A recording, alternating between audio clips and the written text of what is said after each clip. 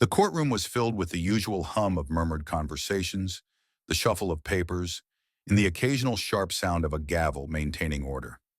It was just another day in Judge Rebecca Monroe's docket, filled with cases ranging from minor disputes to more serious matters. Known for her stern demeanor and unwavering commitment to justice, Judge Monroe had seen it all, or so she thought. The case that morning was about a young black boy named Jamal, just 10 years old, facing a custody battle between foster care and a potential adoptive family. Jamal had been in the foster system for as long as he could remember, his file filled with placements that never quite worked out. Despite his hardships, he carried himself with a quiet resilience, his deep brown eyes reflecting a world of untold stories. As the case proceeded, the courtroom listened to testimonies from social workers, foster parents, and legal representatives. Judge Monroe remained impartial, her face a mask of professional detachment, but something about Jamal's presence made her heart stir in an unfamiliar way. When it was Jamal's turn to speak, he stood up, his small frame dwarfed by the large wooden stand. The room fell silent as he looked around, his gaze finally resting on Judge Monroe. He took a deep breath, his voice trembling slightly but filled with determination. "You? You're my mom," he said, his words hanging in the air like a thunderclap. Gasps echoed throughout the courtroom. Papers rustled, and people shifted uncomfortably in their seats, their faces a mixture of shock and disbelief. Judge Monroe's gavel slipped slightly from her grasp as her mind raced to process what she had just heard. "Excuse me?" she managed to say, her voice quieter than usual. Jamal nodded, tears welling in his eyes. "I know it sounds crazy, but I found this." He pulled out a crumpled, faded piece of paper from his pocket, an old birth certificate with worn edges. He handed it to the bailiff, who brought it to Judge Monroe. Judge Monroe adjusted her glasses, her hands slightly trembling as she read the document. There, clear as day, was her name listed as the mother. Her heart raced. Memories she had long buried began to surface.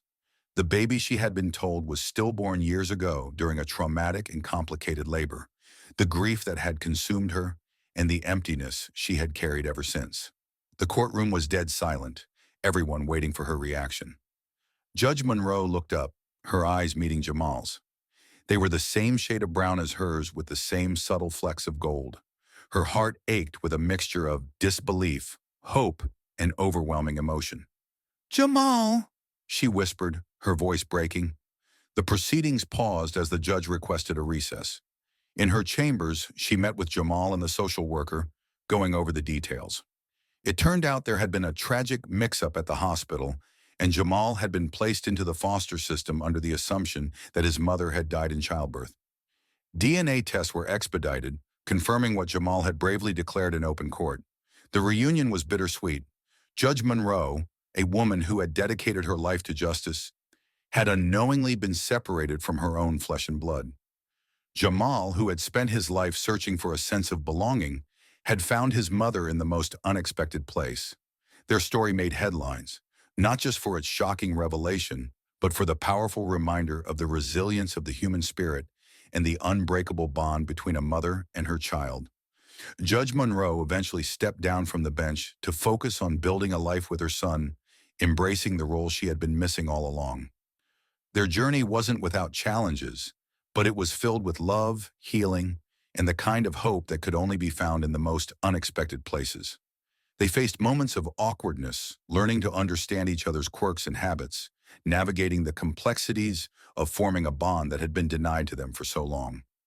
As they spent more time together, Jamal began to open up about his experiences in the foster system, sharing stories of loneliness, resilience, and small acts of kindness from strangers that had kept his hope alive. Judge Monroe listened intently, her heart breaking with every word, vowing to make up for the lost years in every way she could. They moved into a small house with a cozy garden where Jamal could play and Judge Monroe could find peace away from the courtroom. Together they created new memories, trips to the park, late-night talks under the stars, and shared laughter over burnt pancakes on lazy Sunday mornings. Inspired by her personal journey, Judge Monroe started an organization dedicated to reforming the foster care system, advocating for children who were lost in the bureaucratic shuffle. Jamal became the face of the movement, speaking at events and inspiring others with his story of hope, courage, and the unyielding power of love. Years later, Jamal grew into a confident young man, pursuing a career in social work to help children who face similar struggles. At his college graduation, he stood at the podium, looking out at the crowd, his eyes locking with his mother's, full of pride, love, and unspoken gratitude. "I stand here today because someone believed in me, even when they didn't know it," Jamal said, his voice steady and filled with emotion. "This journey taught me that family isn't just about blood. It's about the people who fight for you, stand by you, and love you unconditionally. Thank you, Mom, for being my hero." The audience erupted in applause, tears streaming down many faces. Judge Monroe, her heart bursting with pride, knew that despite the pain and lost time, they had found something extraordinary, each other. And that was the greatest verdict life could ever deliver.